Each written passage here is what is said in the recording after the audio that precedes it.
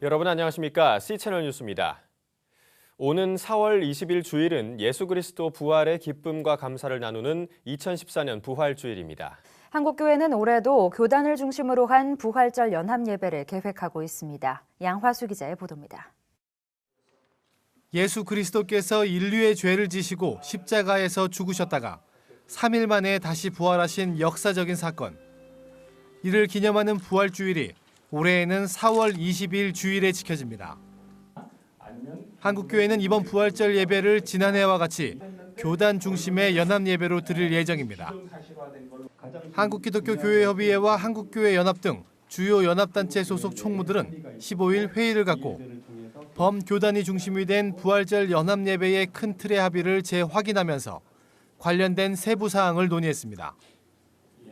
여기에는 예장 통합과 기장, 기감과 성공회 등 교회협 회원교단과 예장 백석과 기성 등 한교연 회원교단, 그리고 최근 한기총을 탈퇴한 예장 합동 측도 함께할 것으로 전망되고 있습니다. 회의에서는 이번 부활절 연합예배 준비를 총괄할 준비위원장 선임에 대한 여러 가지 의견이 나왔습니다. 교회협의 경우 관례적으로 일치위원장이 부활절 연합예배의 공동준비위원장직을 맡아왔습니다. 이에 따라 지난해 부활절 연합예배의 준비위원장은 교회협 일치위원장인 조경열 목사가 맡았습니다. 그러나 조 목사의 경우 올해에도 교회협 일치위원장직을 유지하고 있어 다시 부활절 연합예배 준비위원장직을 맡는 것이 바람직한가에 대해서는 찬반 의견이 나뉘었습니다. 이에 대한 대안으로 교회협 회원교단 측에서 추천하는 인사와 비교회협 회원교단 측에서 추천하는 인사가 각각 공동준비위원장직을 맡고 협의를 통해 상임준비위원장이나 대회장을 추대하는 형식을 갖추자는 의견도 나왔습니다. 이와 함께 일부 교단 총무들은 이번 부활절 연합예배 준비위원회의 구성이 범교단을 중심으로 한 것인 만큼 교단들의 추천과 협의로 한 명의 준비위원장을 세우는 것이 바람직하다는 의견도 나왔습니다. 이 경우 가장 유력하게 대두되는 인사는 예장 백석 총회의 장종현 총회장입니다.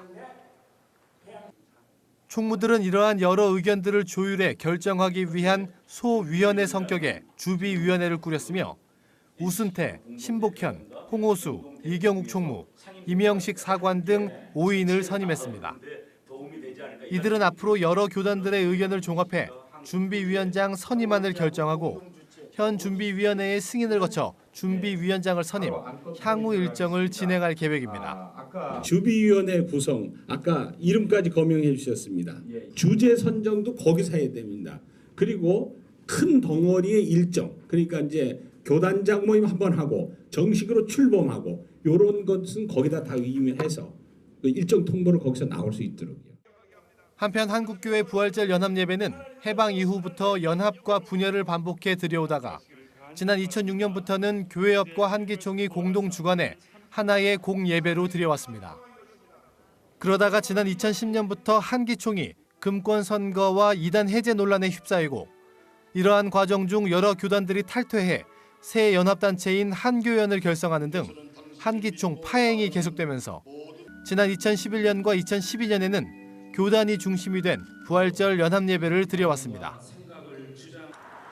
예수 그리스도의 부활을 기념하고 교회의 하나됨을 확인하는 부활절 연합예배. 교단 중심으로 꾸려진 2014년 부활절 연합예배 준비위원회가 이러한 정신을 예배와 준비 과정에서 어떻게 그려낼지 귀추가 주목되고 있습니다. C채널 뉴스 양화수입니다. 새누리당 황우여 대표가 새해를 맞아 한국기독교교회협의회를 예방하고 김영주 총무와 면담했습니다. 새누리당이 추진 중인 북한 인권법의 국회 통과 여부를 두고는 견해차를 보였습니다.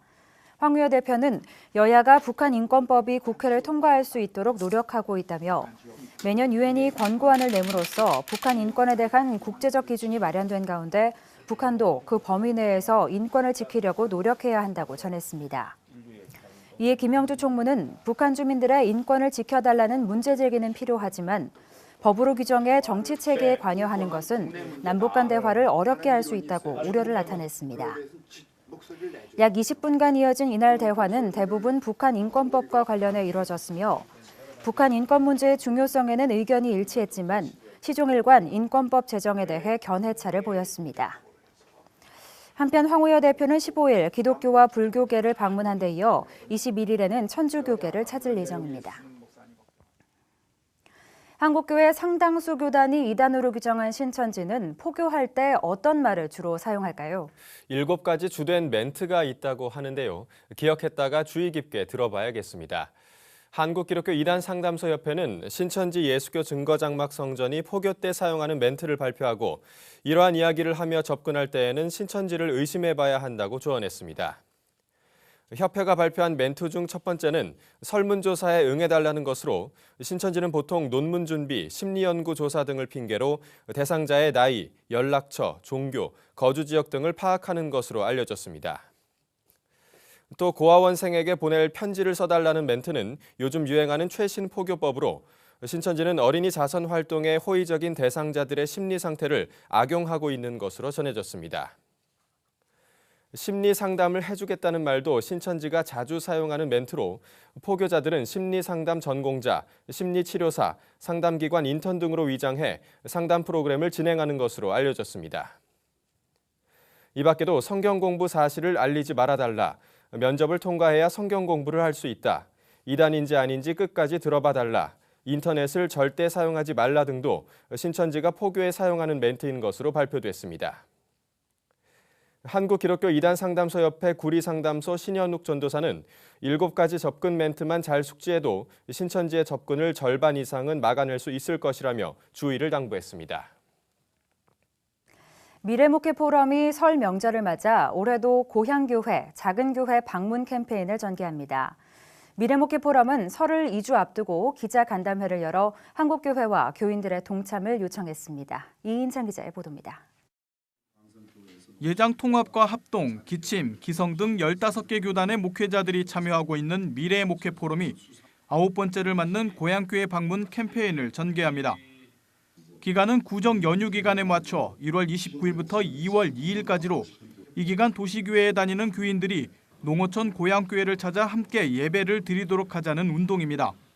명절 기간 도시교인들의 고향교회 방문은 농촌 인구의 급감으로 어려움을 겪고 있는 지역 목회자들에게 큰 격려가 될 뿐 아니라 헌금 참여는 농어촌 교회 재정난 해소에도 도움이 될 것으로 기대됩니다.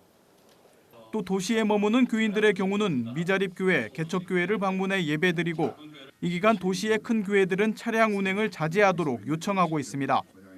미래목회 포럼은 설 직전 주일인 26일 주일 예배 광고와 주보를 통해 교인들의 참여를 적극 권유해달라고 일선교회에 호소했습니다. 미래목회 포럼 대표 고명진 목사는 한국교회 신앙의 뿌리는 농어촌 교회와 작은 개척교회라며 모교회의 은혜를 갚는 심정으로 모두가 함께해달라고 전했습니다. 어차피 고향에 가게 되는데 고향교회를 방문하고 또 고향교회 목사님들에게 격려도 드리고 또 시골에 있는 아직 믿지 않는 친구들 함께 교회 데리고 나간다면 얼마나 축복된 기회가 될까 하는 겁니다. 2007년부터 캠페인을 펼쳐오며 긍정적 사례들도 늘고 있습니다.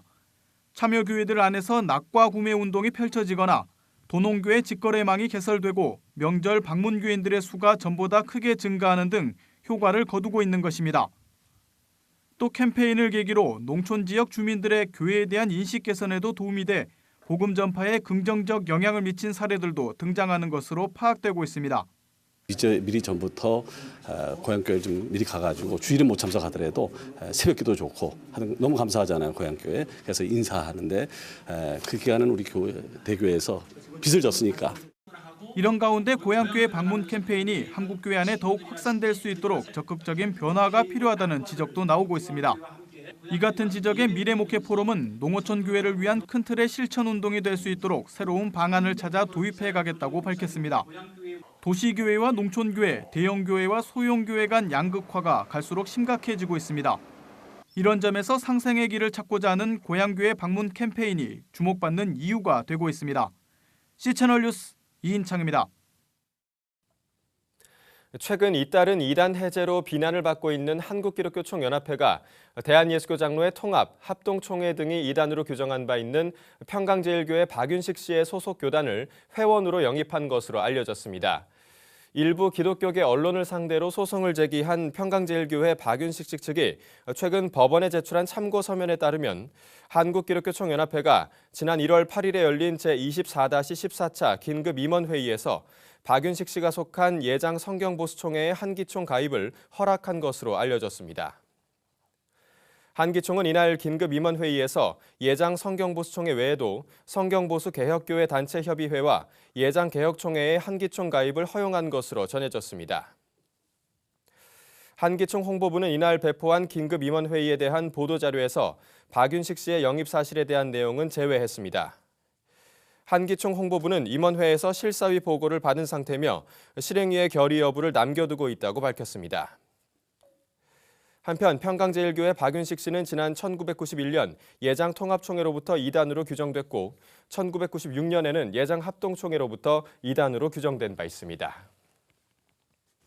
전 세계 국가의 종교 갈등이 6년 만에 최고 수준을 기록한 것으로 알려졌습니다. 미국 여론조사기관 퓨 리서치가 남북 아메리카를 제외한 198개 나라를 대상으로 조사한 결과 2012년 종파 간 폭력 사태 등 종교 관련 갈등을 겪는 나라의 비중이 33%에 달하는 것으로 나타났습니다. 이는 29%를 기록했던 2011년보다 4%포인트 상승한 것이며 관련 조사가 시작된 2007년의 20%에 비하면 13%포인트나 오른 것으로 알려졌습니다. 특히 종교 갈등은 중동과 북아프리카 지역에서 더 심해진 것으로 드러났습니다. 실제로 이집트에서는 콥트교 교회와 기독교인 사업장에 대한 공격이 증가한 것으로 알려졌으며 이는 아랍의 봄의 여파가 여전히 남아있기 때문인 것으로 분석됐습니다. 인구가 많은 상위 25개 나라 가운데는 이집트, 인도네시아, 러시아, 파키스탄, 미얀마가 가장 극심한 종교 갈등을 겪는 것으로 나타났으며 같은 기간 중국 내에서도 종교 분쟁이 증가한 것으로 알려졌습니다. 한편 북한은 외부에 개방되어 있지 않아 이번 조사 대상에 포함되지 않은 것으로 알려졌습니다. 퓨 리서치는 그러나 북한 정부는 종교뿐 아니라 시민적, 정치적 자유에 있어서도 전 세계에서 가장 억압적이라고 설명했습니다. 거리에서 동성애가 죄라는 설교를 전하던 영국의 한 거리 전도자가 시민의 고발로 경찰에 체포된 것으로 알려졌습니다. 외신에 따르면 최근 영국 스코틀랜드의 거리에서 점심시간을 이용해 전도 활동을 하던 토니 미아노 목사가 예수 그리스도의 구원과 죄의 본질에 대해 설교하던 중 한 여인이 자신의 아들도 동성애자라며 토니 미아노 목사를 경찰에 신고한 것으로 알려졌습니다. 이후 경찰이 도착해 즉시 미아노 목사를 체포했으며 경찰은 미아노 목사가 평화 위반과 동성애 혐오 언어를 사용한 혐의를 받고 있다고 밝힌 것으로 알려졌습니다.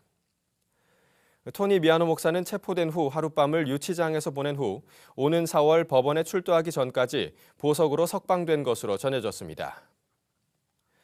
이에 대해 크리스천 법률센터 안드레아 미니시엘로 대표는 경찰의 법 집행에 심각한 의문을 제기하지 않을 수 없다며 이 사건은 사람들이 공공 영역에서 자유롭게 말하고 예수의 말씀대로 살며 성경의 가르침을 제공하는 자유를 억압하겠다는 것을 시사하는 것이라고 비판했습니다.